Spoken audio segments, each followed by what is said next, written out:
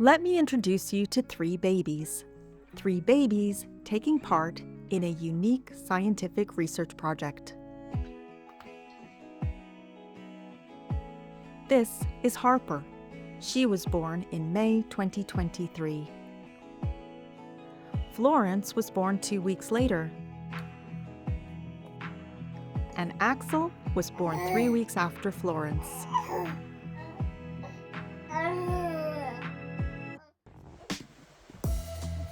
Amid the constant challenges of caring for a little one, the parents of these babies have volunteered to film them as they grow and change, gathering a record of their behavior to help us understand the intricacies of babies' complex movements.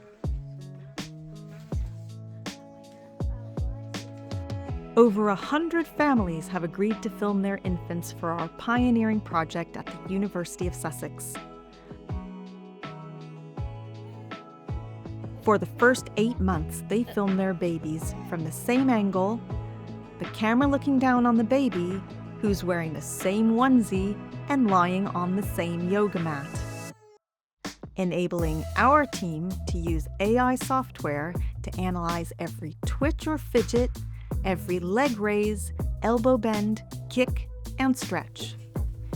Our project will monitor these babies for the first 3 years of their lives, exploring how their early movements are connected to their later social and communication abilities, finding new, evidence-based ways of assessing if a baby's development is healthy and normal. We may also find a much-needed early detection system for conditions such as autism.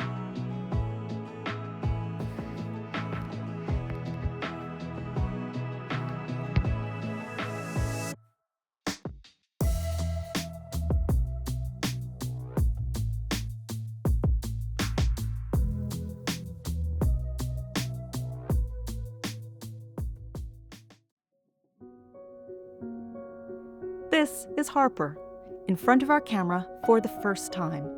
She is being filmed by her parents, Charlotte and Steve. She was born just 6 days ago. Axel is just 8 days old, filmed by Mum Georgia.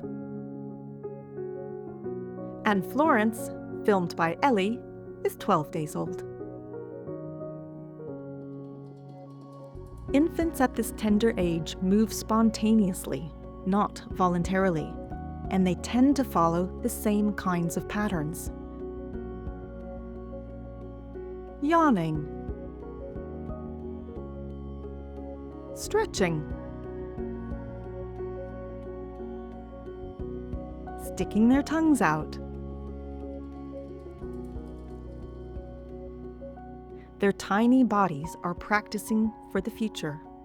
Every possible movement, flexing every joint in their body, preparing their muscles to put them into different postures, so one day they will be able to roll over, sit up, crawl, stand, and interact with people and objects in the complex world around them. All of these movements are important, but our project is interested in one very specific pattern of bodily actions, a pattern we call writhing. This is writhing. It starts with the legs twisting round, and then it moves up the spinal column to the arms, and usually involves the feet and the wrists rotating too. Her movements are quite stiff because she's so young, but we expect her writhing to get smoother, more fluid, more connected as she progresses. Writhing movements start even before a baby's born. In healthy development, these movements look like babies are little belly dancers. They're moving their wrists and their ankles. Everything looks quite fluid, and actually movement moves up and down the spinal column, so you might see the legs first and then the torso all the way up to the arms and the head. They're moving every single joint in their body, twisting round and round, up and down, and that's great. It's preparing the body for those next stages of movements, which are voluntary ones. Jasmine Hall, our remarkable PhD student, has been trained by clinicians to enable her to spot general movements like writhing. The term writhing comes from writhing like a snake. In the most optimal writhing general movement, a clinician will see, some ankle movements starting, and they'll be moving up through the legs and then through the body and through the torso. So speed, variability of their movement, their plane of space, are they using just this plane of space, or are they using everything available to them? Are they exploring their whole environment? And this baby is showing variability of speed. It's quite slow right now. It will start to speed up a little bit, and you can see that they're moving in a way that's exploring. The arm is moving this way, but on top of that, it's flexing, and also the wrist is moving. And so that all together is one complete variable movement, joint movement. And that's happening across the whole body. Somewhere after about 8 weeks or so, babies' writhing movements start to disappear, but they're replaced by another reflexive movement called fidgety movements. Now, fidgety movements are much harder to spot, but they can be seen really easily with a keen eye by looking at the wrists, the ankles, the shoulders, and the hips. They're tiny little balance movements, little tiny rotations that are actually training the baby's muscles to put them into different positions. They need this balance to start to roll over, sit up, crawl, and eventually walk. To help us analyze the vast quantities of information we get from our baby videos, Jasmine has created a coding manual, which enables her to assign a data point for every single movement the baby makes. This is the coding manual being put into action, where I have individual columns that belongs to individual joints. What I'm doing is I'm coding every single joint, every single flexion, extension that the baby does in a 2-minute video. And what's interesting is, one 2-minute video could have up to 1,000 data points, which means that the baby has moved 1,000 times in those joints, versus a video that could have 100 data points. So it's interesting to see that variability. This gigantic task has taken Jasmine 2 years so far. But we still need to work out not just the frequency of the baby's movements, but their quality. How well is the baby moving? And that's where our software programmer, Dr. Sabir Sotuda, comes in. He's developed an astonishing AI system which uses the data to model general movements. Just look at the complexity and detail which is recorded when Harper bends her right arm.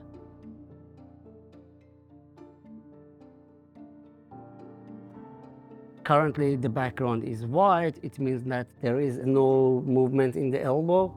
When the background is red, it means that there is a movement, a flexion in the elbow. And when it's blue, it means that there is an extension. Sabir's system measures the acceleration, the angle, and the velocity of the elbow bend, as well as how smooth or jerky it is. And it does this for every movement captured on every frame of video. That amount of data, we have been able so far to calculate more than 900,000 of movements. So that's nearly 1 million movements logged already, and we're still only halfway through the project. While all this is going on, our research assistant, Dr. Hannah Rowan, deals directly with the families, collecting a different kind of information. It's lovely to see you, Andrea, and thanks for doing a violin today on Phoebe's first birthday. That's all right, very exciting to speak to you.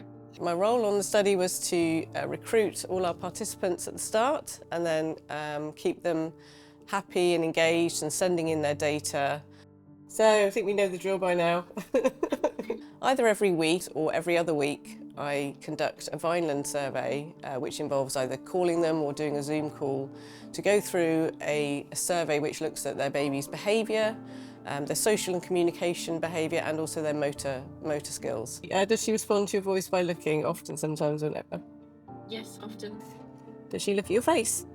Yes. Does she respond to questions that use the word who? No. I think it helped that I'm a parent myself. I've been through what they're going through and could really empathise with them when things got difficult. So why are we bringing together motor movements and social and communication development? It's because clinicians who examine babies have always known that there's a link, but there's never been an attempt to document and measure it on this scale before. We're filling in a major gap in the literature, which could help future children. And there's also the prospect of finding early signs for conditions such as autism. Sometimes babies don't show this healthy movement, and in fact, the complexity or the variability is disrupted, so the movements might look a bit monotonous, or they might look super chaotic, or maybe even jerky. Now, some of these features have been linked already to conditions like cerebral palsy, but we now think that there are features of these movements that might also associate with other conditions like autism. Our current situation is that we wait until babies have some issues with their social or communication behavior before they are even screened for conditions like autism. But what we've learned over the years is that those things that are happening much earlier are our motor and our sensory perception, so the way we move around the world reflexively, the way we see, hear, feel, all of these things are actually really important for later social and communication development. And if we ignore that, then we have to wait until really late to see when babies take a different trajectory in their development.